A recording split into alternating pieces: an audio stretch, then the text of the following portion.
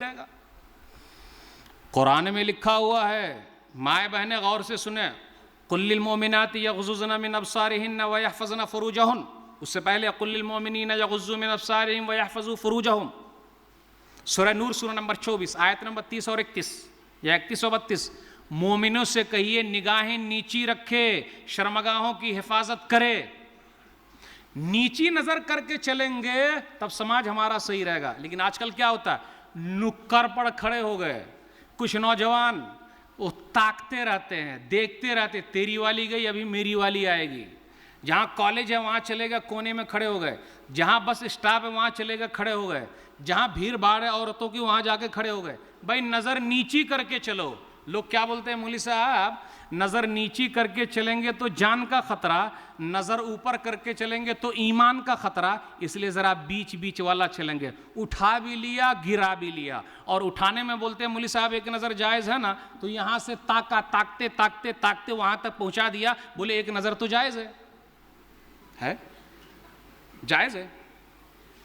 ارے یہ نظر شیطان کا زہریلا تیر ہے، نظر ملی پھر ذرا مسکرائے، اور پھر وعدہ، اور پھر ملاقات، اور پھر وہ جو نہیں ہونا چاہیے۔ آگے کہا گیا مومنہ عورتوں سے کہیے نگاہیں نیچی رکھے، شرمگاہوں کی حفاظت کریں۔ قرآن میں لکھا ہوا ہے، عمل کرنا ہے بھائی۔ سماج کو اچھا بنانے والی کتاب تو قرآن ہی ہے۔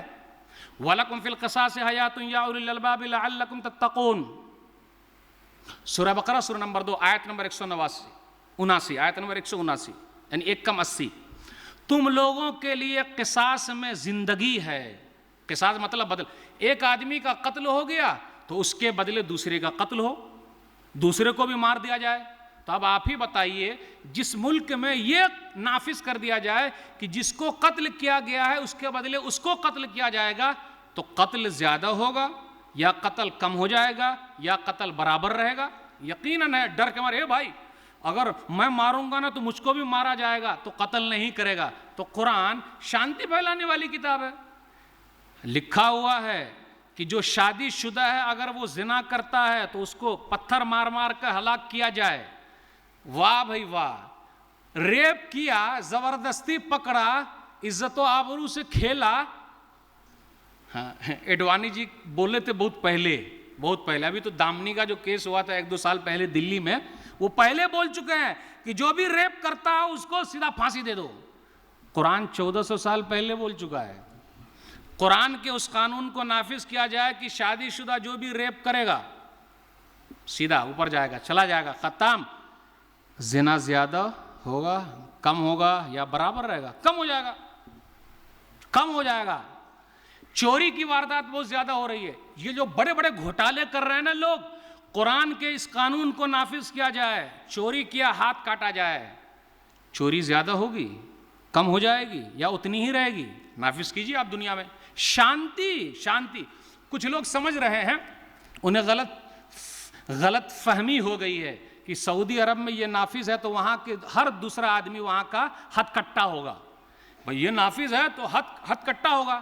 جی نہیں، وہاں جا کے دیکھیے، اسی ڈر سے لوگ چوری نہیں کرتے ہیں۔ اور آج کل اگر اوپر سے نیچے تک چوری نہ ہو تو کام ہی نہیں بنے گا۔ تو قرآن ہی ایک ایسی کتاب ہے جو سماج کے اندر مقام دینے والی کتاب ہے۔ قرآن کریم نے کہا کہ جی اللہ جس کو چاہتا ہے بیٹیاں دیتا ہے، للہ ملک السماوات والارض یخلق ما یشاء یہب لمن یشاء اناثا۔ عورت کے مقام کو بلند کس نے کیا؟ قرآن نے۔ بلند کس نے کیا؟ قرآن نے۔ ماں ہے، پیر کے نیچے جنت ہے۔ دنیا میں عورت کی کیا عزت تھی بھائی؟ اس لیے الحمدللہ پوری دنیا میں اسلام قبول کرنے والوں میں عورتوں کی تعداد بہت زیادہ ہے، کیونکہ یہیں ان کو شانتی ملتی ہے۔ آزادی آزادی آزادی آزادی، عورت باہر گھومے، آزادی آزادی۔ یہ لوگ جو نعرہ لگاتے ہیں نا آزادی کا، بیچاری عورت کو عدم کھا رہے ہیں لوگ، ان کی عزت سے کھیل رہے ہیں، اپنا شوق پورا کر رہے ہیں۔ اور آزادی، اسلام بہت سختی کر رہا، گھر کے اندر روکتا۔ اے بھائی گھر کی ملکہ ہے، یہ گھر کے اندر اس کی بادشاہت چلتی ہے، وہ اگر اڑ جائے تو سب مسئلہ ان کے حساب سے ہوگا۔ بھائی لڑکی دیکھنا ہو تو وہ اپنے حساب سے دیکھے گی، رسم و رواج کرنا ہو تو وہ اپنے حساب سے کرے گی، پھر بھی روتی رہتی ہے گھر کے. ہماری تو کچھ چلتی ہی نہیں، ٹوٹل انہی کی چلتی ہے کہ اگر وہ نہ چلائے تو مرد کچھ بھی نہیں کر سکتا.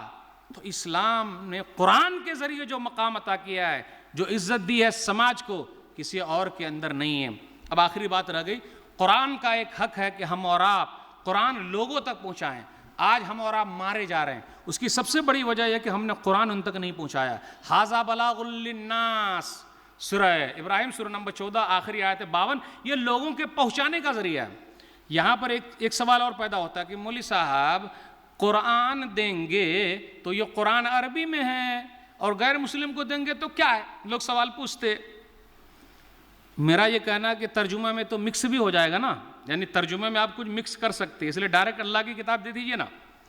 دوسرا جواب میرا یہ ہے، مصر کے اندر قبطی عیسائی ہے، کیپٹک عیسائی ہے، جو فرعون کے زمانے کے کرسچن لوگ موجود ہیں وہاں مصر کے اندر، ان کو صرف عربی آتی ہے، عربی کے علاوہ وہ جانتے ہی نہیں ہیں. تو میں آپ سے پوچھنا چاہتا ہوں، اگر وہ مسلمان ہونا چاہیں، قرآن پڑھنا چاہیں، تو کیا آپ قرآن کا ترجمہ پھر عربی میں کریں گے؟ قرآن کا ترجمہ تو عربی میں ہو ہی نہیں سکتا ہے. تو بیچارے وہ قبطی عیسائی کو یہی قرآن دینا پڑے گا کیونکہ وہ مسلمان ہونا چاہتے ہیں.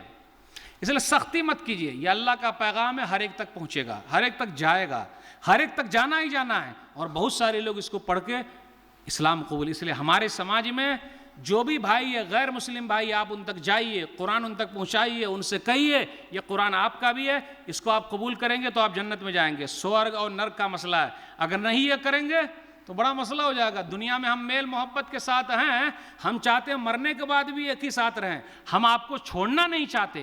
تو پیار محبت کے ساتھ سمجھائیے، امید ہے کہ اللہ تعالیٰ دل کھول دے گا. یہ چند باتیں میں نے آپ کے سامنے رکھی. قرآن کریم کی عظمت، اس کا مقام، اس کا مرتبہ کافی اونچا ہے. ہر چیز میں سرداری لگی ہوئی ہے، جو بھی لیا وہ سردار بنا ہے. نبیوں کے سردار، فرشتوں کے سردار، شہروں کے سردار، دنوں کے، راتوں کا سردار، اور امت محمدیہ انسانوں کے جو ہے امت محمدیہ امت کے لیے سردار. ہر چیز میں سرداری ہے. قرآن کا فائدہ میں نے 3 جگہ گنایا، دنیا میں بھی، قبر میں بھی، میدان محشر میں بھی. اس لیے اس کتاب کے لیے جڑ جائیے، تیاری کیجئے، لگے رہیے. بہت ساری چیز اس پر عمل کرنا ہے. آخر میں ختم کرتا ہوں. اللہم اجعل القرآن ربیع قلبی و نور صدری و جلاء حزنی و ذہاب ہمی و غمی. اے اللہ قرآن کریم کو ہمارے دل کی بہار بنا دے، سینے کا نور بنا دے، غموں اور مصیبتوں کو ہلکا کرنے کا ذریعہ بنا دے. آمین. آپ لوگوں نے مجھے دعوت دی، اس پر میں آپ لوگوں کا شکریہ ادا کرتا ہوں. دعا کرتا ہوں کہ اللہ تعالیٰ اس کو میزان حسنات میں جگہ دے دے. اللہ ہم میں سے جو پریشان ہے اس کی پریشانی کو دور کرے، جو قرض میں ڈوبے ان کے لیے کوئی راستہ نکال دے، جو بیمار ہے شفائے کلی عطا فرما، جن کا کاروبار ٹھپ ہو گیا اللہ دوبارہ اٹھا دے، جن کی لڑکیوں کے رشتے نہیں آ رہے اللہ کوئی راستہ نکال. آمین. وآخر دعوانا الحمدللہ رب العالمین وصلی اللہ علی نبینا محمد وآلہ وصحبہ اجمعین والسلام علیکم ورحمۃ اللہ وبرکاتہ.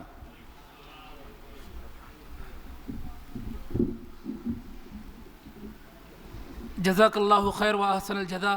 حضرات کافی دیر سے بیٹھے ہیں، کچھ منٹ اور تشریف رکھیے، انشاءاللہ اختتام اجلاس کا اعلان کیا جائے گا. اظہار تشکر ہے بس، اور کچھ نہیں. تو میرے دوستو، آج کے اس اجلاس عام سے ایک پیغام فضیلت الشیخ ثناء اللہ مدنی حفظہ اللہ نے اپنے خطاب کے اخیر میں بھی کہا. وہ پیغام ہے اس کتاب کے حق کی ادائیگی. میرے دوستو، اس کتاب پر ساری انسانیت کا حق ہے، سارے لوگوں کا حق ہے، ساری بنی آدم کا حق ہے. یہ امانت ہے ہمارے نزدیک ساری انسانیت کی.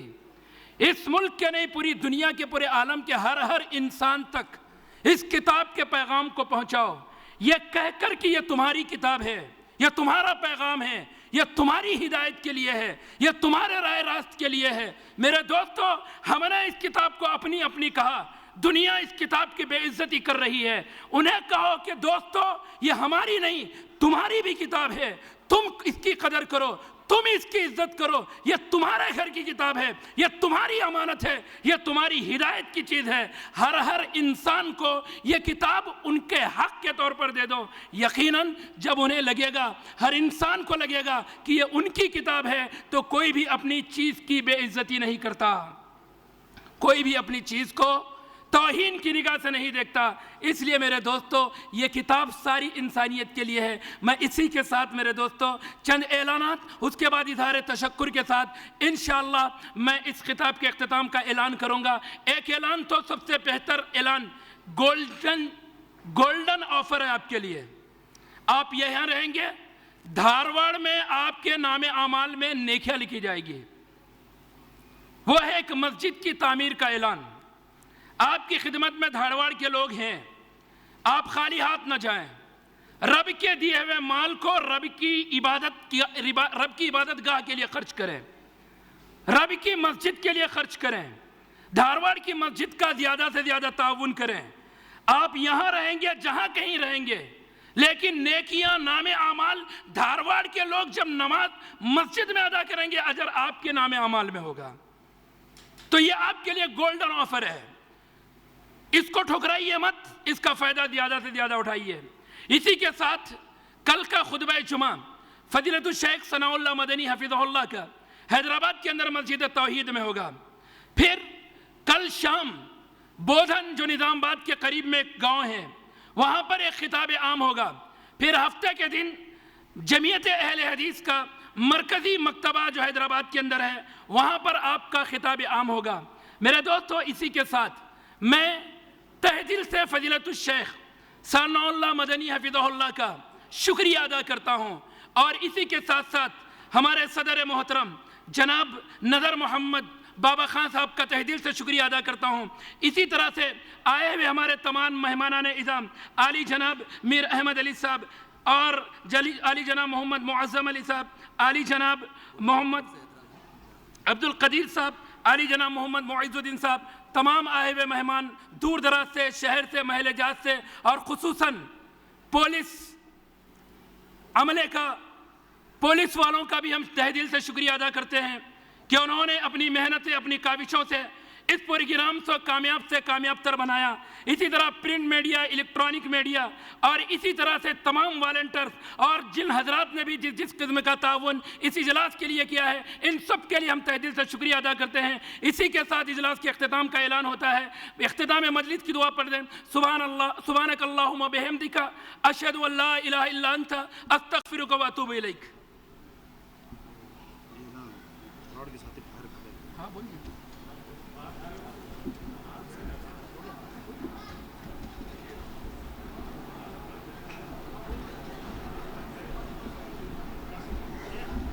السلام علیکم حضرات، دھارواڑ کی مسجد کے تعاون کے لیے لوگ باہر کھڑے ہیں، آپ جاتے جاتے تعاون کرتے جائیں، آپ اپنا تعاون نہ بھولیں، مسجد کے لیے زیادہ سے زیادہ تعاون کریں۔ آپ کی خدمت میں باہر لوگ کھڑے ہیں۔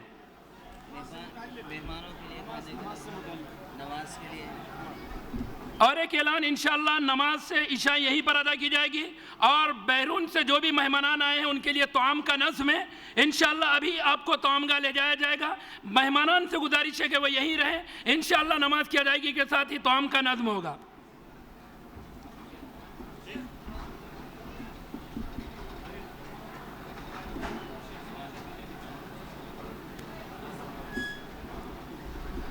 اور میرے دوستو، ہم نے بہت سارے حضرات کا شکریہ ادا کیا، اسی کے ساتھ ساتھ جو ہمارے شان ویڈیو فوٹوگرافر، اور اسی طرح سے ہمارے ناز ساؤنڈ جنہوں نے ساؤنڈ کا نظم کیا، اسی طرح سے ہمارے فنکشن ہال کے ذمہ داران جنہوں نے اس اجتماع کے لیے فنکشن ہال کا ارینج کیا، اللہ ان سب کو جزائے خیر دے۔ تہ دل سے ہم ان کا شکریہ ادا کرتے ہیں۔ اسی طرح جن حضرات کا بھی شکریہ رہا ہو، ان سب کا شکریہ ادا کرتے ہیں۔ اسی کے ساتھ والنٹرز جو بھی محنت کر رہے ہیں، ان کا بھی ہم تہ دل